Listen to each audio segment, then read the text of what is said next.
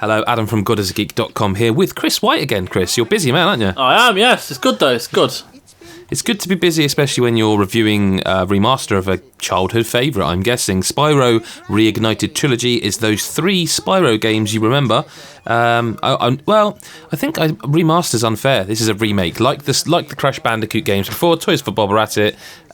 What do you think of it? I think it's a wonderful remaster, all 3.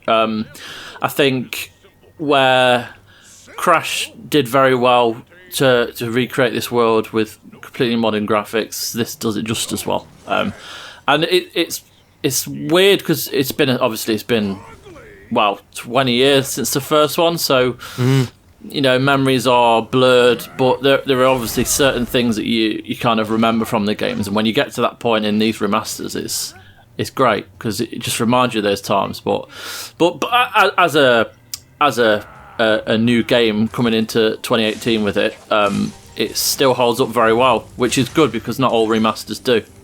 Surprisingly addictive, I find. It's interesting you mention about how, you get to moments that I remember that, like Crash Bandicoot. I think for me it was like the first level was like, it's very iconic, the way he washes up on the beach kind of thing. Spyro, I have come to realise through playing a bit of this Reignited Trilogy that I don't remember any of Spyro apart from Spyro. Do you know what I mean? Like the little purple dragon. Yeah. I remember it being a platformer, and whether it's just time has dulled my memories. I played through a lot of the first one, and I don't remember playing much of the second and third. But in this trilogy, I obviously had, because you're looking at the gameplay of these games, they did progress, but they don't feel massively different, I don't think. No, they don't. The gameplay is the same throughout, with varied kind of.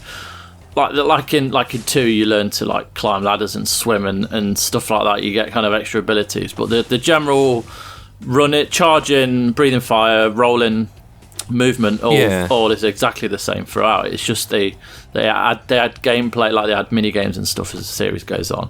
Yeah, is it the third one where there's a skateboarding game? I think. Yeah, early on. Yeah, and in the first game you're freeing. The statues of the dragons, the big dragons, and then the second game you're free. What you do in the second one? Is it eggs? Eggs. Or it's the second eggs one is the and third one. Yeah, the third one's the eggs with the baby dragons in. Yeah. There's just it's the same thing. The idea is the same. You rescuing someone. Yeah, it's just a different visual, I suppose. Yeah. But I was surprised because Crash was a hard game. I don't feel like Spyro's that. I feel like this is still a more friendly game, and I feel like. So I suppose you've got to get this out of the way. What do you make of the camera in these games? The new ones. I don't like it. Oh, really? I don't like it, and that's kind of one of the things I put in the review is, especially when you're charging and you've got multiple enemies. So there's enemies that will run at you. There's enemies that throw things at you. There's enemies that charge at you. If you've got to deal with a couple of them at a time with different abilities, and you're trying to charge, and because the charging's a bit off, you go past one of them, and then you have to go back, and they're behind you. Yep. Yeah. You literally have to swing the camera around, and whilst you can press, it's either I can't remember now, but you press one of the buttons and it centers you behind Spyro. It's still awkward. So that's the passive mode, isn't it? Because in passive mode, they basically saying the camera's passive and you have to control it. Did you switch to active then, so that the camera kind of always tries to stay behind him? I had to, because I can't play it. I just can't play it like that. I think it's okay. But then they've kept it the same, so that existed back then. So it's not. It's something that maybe, I don't know.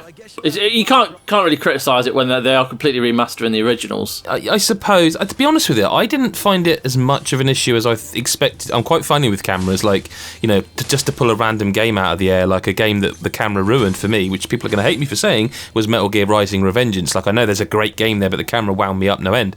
I found that in this game. These games, this trilogy, because it's a little bit easier. I didn't find what you've said is an issue. 100% agree with you, it's an issue. I didn't find it a huge issue because I found that I could just then run. I always found that I was running back at the camera sometimes because I knew I wasn't going to die. You know what I mean? Yeah. But I do 100% understand where you're coming from. As a nostalgia trip, though, obviously this is a beautiful looking game, and does it is there anything missing? Is there anything they've done particularly well in terms of a nostalgia thing? What's the crack there when it comes to nostalgia? I just think the fact that they've kept it all the same, like the cutscenes and stuff. Like I remember watching that intro video with the nasty Nork or whatever he's called. Yeah. Like when he's watching the TV, like I remember that so clearly. It's weird, and like the fact that they've like remade the cutscenes and they've added like extra voice work throughout. It just reminds me of playing it back in the 90s with my dad, because me and my dad used to play this a lot. So I just kind of I feel like I've been transported back 20 years, and I think they've just kept it all really well. And even with the updated visuals, they are beautiful and they're a lot better, but they're still the same. Like it's surprising how well it kind of holds up as well, because you know some games that come out now that were released years ago just don't work. They're not particularly great, whereas this can stand toe to toe with, like, I don't want to say ukulele, maybe that's a bad idea, but that's a new platformer that came out. This is better than that. This still has lots to do, and it's a lot of fun, and it is simple. Like, it's got a simplistic approach where you go from level to level collecting gems and freeing dragons and maybe doing a few other bits and pieces. It's all very much the same, but it's the worlds and the kind of... Well, they get exponentially bigger as well, don't they? Like, I noticed, like, when I was just playing through for Capture, like, on the first game, I was, like, 15% complete, and I was quite surprised. Like, I've done quite a lot. And then I played the same amount of 2 and the same amount of 3, and I think by the time I'd finished Captain 3, I'd done, like, the same amount, but it was like, you've done 3%. It's like, this game's much bigger. Yeah. Which I suppose is how sequels tend to work. But, like, yeah, I'm surprised, because... I kind of respect how quick these games get you into the action too. Like, was the original like that? I don't remember. Like, it's just like, here's a cutscene and go. Like, I think so. I think a lot of kind of platformers back then were very much. I suppose get straight into it, and they've not. What more do you need? Exactly, and they've not really added anything, which is good. You don't need to. You don't need a story behind Spyro. It's very basic premise, which is just that's not what you're playing it for. You're playing it for the fun. You're playing it for the ease of access. You just want to pick up a game, have some fun with it, put it down. You know, it's just a very good video game because it just lets you play. Yeah. It sounds like, Chris, you're very taken with the game. It sounds like you're happy to be playing the little purple dragon with that little bit of attitude again. And of course, if you want more, or if you want a scored review, go to godisageek.com. Godisageek.com, where you can find Chris's scored review and many other reviews by him and all the rest of the team. And of course, if you enjoyed this video, click subscribe. Make sure you hit the like button to show that other people see us, and hit the bell button so you never miss the latest video. Chris, thank you ever so much for your time. No worries, thank you. And we'll see everybody else in the next video. Bye for now.